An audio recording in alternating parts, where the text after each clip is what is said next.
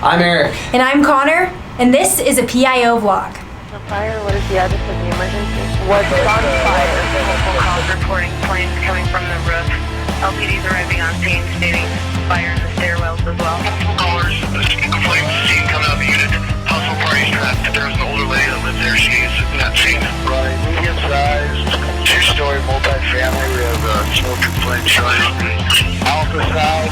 I'll be assuming command room in the offensive strategy. We do have extension to the second floor.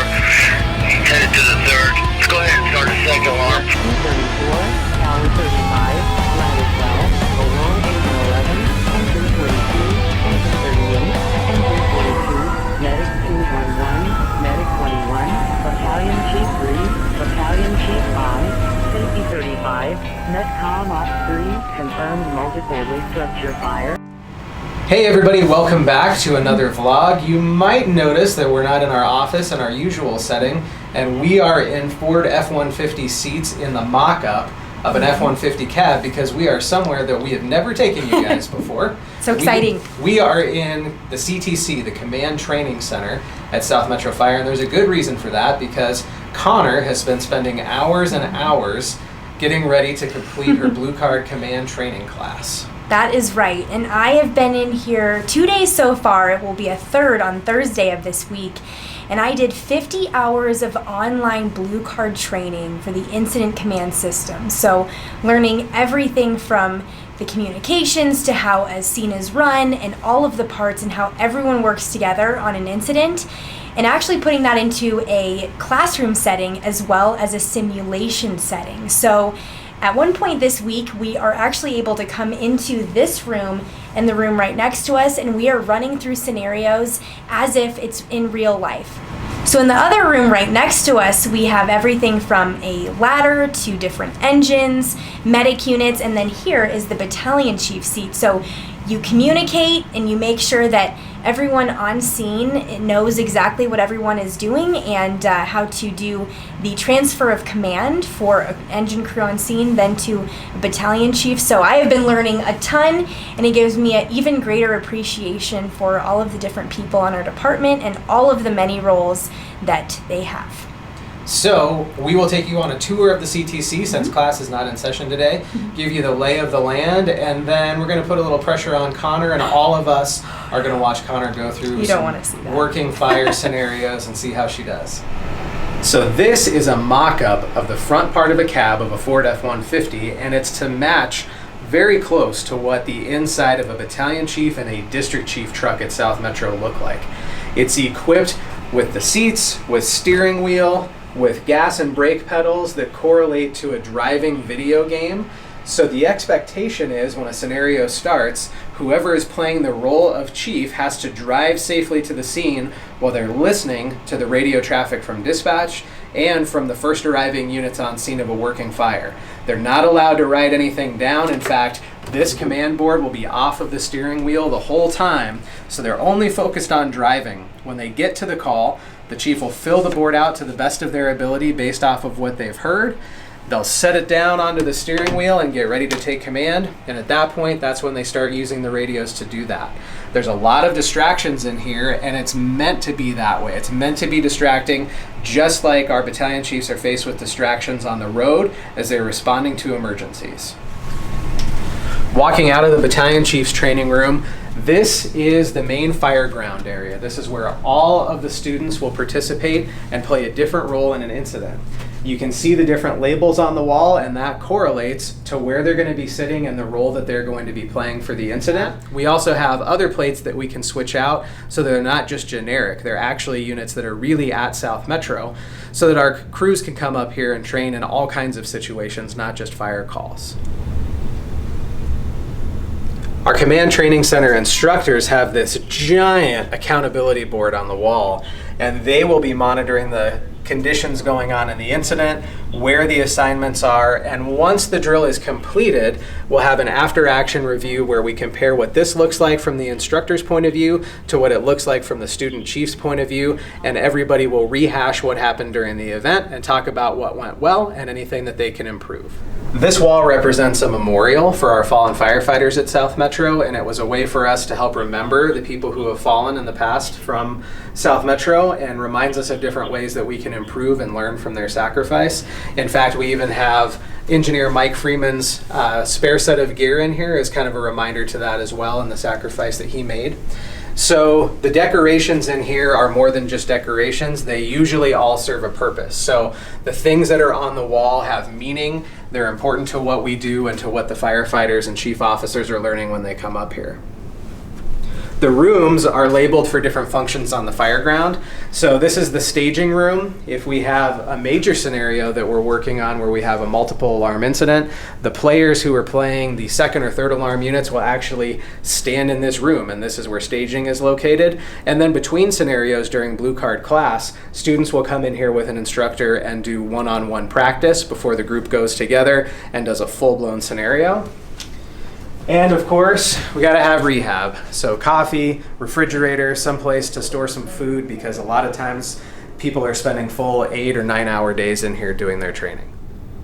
So you may be wondering why there's a Main Street sign here in the Command Training Center, and that's because all of the incidents that we practice on, they're mock incidents, we use Main Street Command on the radio. So Town of Parker was gracious enough to provide a sign to us to add to the ambiance in here. All of these posters on the wall are incidents that have occurred in or near South Metro's district, and they represent the different aspects of command and give visuals so that students can better understand what those look like.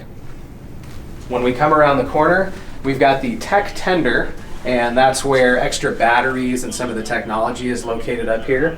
And then we've got the dispatch room. So we can actually bring dispatchers in here, or firefighters can play the role of dispatch from this room. There's a dispatch console, and the idea is dispatchers can come and participate, play their role in a major incident.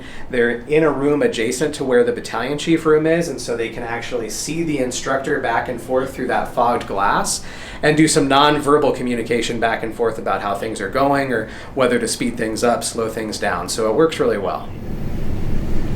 So the last room we have is the firehouse, and this is one of the areas where students can come, practice with their instructor one-on-one, watch PowerPoint presentations, and it really gives a nice, calm, quiet environment for people to do their studying, to get comfortable in the skills that they're about to go into the fire ground and use, and we're going to show you that right now. Learning more about this board and how to label things. Because as you see, fire gets in the attic and spreads across, and that's what you're going to see on your picture. Giving me a little heads up. That's good to know. I wish we could always plan fires that way. The only thing I use on this board, you can flip through for cheat sheets. I like cheat sheets. You know, based on what special team call it is, you can flip it up, and that'll give you stuff to think about. Okay. And assignments people are doing as a reminder to make sure. That's what cheat sheets are, to making sure on those specific calls, those tasks or check boxes are being done and addressed. Engine 1, ladder 1, engine 2, engine 3, engine 4, ladder 4, medic 31, medic 33, battalion 1, respond on a multi-residential structure fire at 456 Main Street.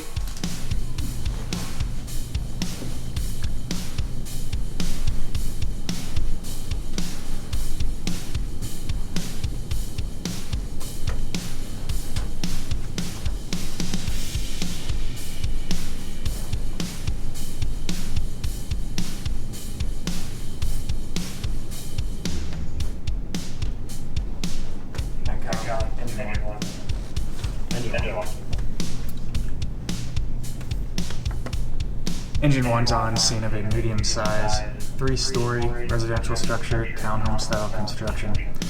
We have a working fire on the Charlie side, floors 1, 2, and 3, defensive fire conditions. Engine 31 will be establishing on water supply, pulling to a half-inch for fire attack on the Charlie side. Engine 31 will be parked on the Bravo side street, establishing the Main Street command. I understand you have a working fire in the first, second, and third floors of a multifamily structure. You have established your own water supply and have stretched a 2.5-inch hand line for a transitional attack on the Charlie side. Engine 2 has established an additional water supply, is Alpha side on deck. Ladder 1 is in the Alpha 1 exposure with a hand line. Medic 31 is in the Bravo 1 exposure, doing a primary search, and Engine 3 is level 1 staged. If that is all correct, give me a CAN report. Copy. Medic 31 in the Delta 1 exposure. Any needs at this time? I did not complete a 360. There does appear to be some possible firewalls, but you're going to need a roof report as well. Copy. Break. Metcom, Battalion 1. Battalion 1, go ahead. I'll be taking Main Street Command. Command Medic 31. Go ahead, Medic 31. Primary complete call with Delta 1. Copy. Primary complete in the Delta 1 exposure. Is there any extension in there? Negative. Copy. Listen, the sim labels it, right? Labels it Charlie side. If we're not in a sim, then we need to anchor it. So everybody's operating on the same page, right? So if the back side is a Charlie side, this side over here has to be Alpha, and that will make the street problem. Correct. Right, if you drive it by the sim. Correct. If you don't drive it by the sim, then we need to anchor it, right? So we need to say we're on the Alpha side, or where we're parked, and we anchor it. So everybody knows exactly where we're operating from, all sides of the building. So, This is a challenge. It's a challenging sim for sure. But It's again, challenging to use the proper words to articulate what you're doing. And it's okay to struggle because this is the tough one. This is what You know? we're here. It is tough. This is a tough one. But I would stay, when you're labeling sides, I would stay with the norm, what people are used to. Just think front door Alpha is the majority of the time. You know, if you're straying from that, you've probably got a different size building or a different kind of configuration. But you're right, street side's usually Alpha 2, but when the front door doesn't and street side don't match, you got to make the call. And then I'd go with the front door still being the Alpha side. Because everybody's so used to the front door being Alpha. On the street. On the street, but now you're not on the street. Right. So We're back in our office now. Connor is on a break from her blue card class so that we can do our favorite part of the week, which is patch shoutouts. That's right. No one would sit with me at lunch, but Eric said he'd sit with me if we did Pat shoutouts. So Yes. this is really good. I tried to be nice. And I forgot to lock the office door. I know, I got back in. Yeah. Okay, so the first ones that we have today, this is the Oxford Fire Department, and this department protects the University of Mississippi. So there's that one. And then we have Bethany Fire Volunteer Fire Department and the Fire Explorers Post 18, and these are both in South Carolina. Okay, I've got Point Pleasant, New Jersey. That one's pretty cool with the boat in the ocean. And then also from Point Pleasant Beach, the Ocean Fire Company, station number 42. All right. All right, and the last two that we have are law enforcement patches. I've got Phoenix, Arizona Police Department and Navajo County Sheriff's Office. Thank you all so much for trading with us. We are so excited to add these to our collection. Yeah, definitely, guys. Our wall is growing, so we'll give you another look at what that looks like, and we're probably going to have to add another level to it soon. So thank you so much for sending these to us. It's awesome. Don't forget to like and subscribe for the channel if you haven't done that already, because we've got a new video that'll come out every week. Yep. Speaking of which, Dun, you dun, dun. guys get a preview of the day in the life when I rode with Lieutenant James Richter on Engine 23. So check this out, and you'll get to see the whole thing next week. I'm James Richter, and this is a day in the life of a lieutenant. Engine, medic, response, medical response. Head north. Engine 23, medical assistance. I think it's absolutely more than just being a manager. It is being a leader, and I think that's the expectation here at South Metro, is that not only is the expectation is you're a progressive leader, but you're a progressive leader to everyone that you're with. So my job is to not only understand and know the different aspects of our all hazards department, but also to ensure that everyone else is along there with me, that we all understand all the aspects of this job. We all have, like I said, strengths and weaknesses, and we all need to help each other out to get the job done in the most effective and professional manner that we can. Just let that one lean. Wow. There's so many! This is insane!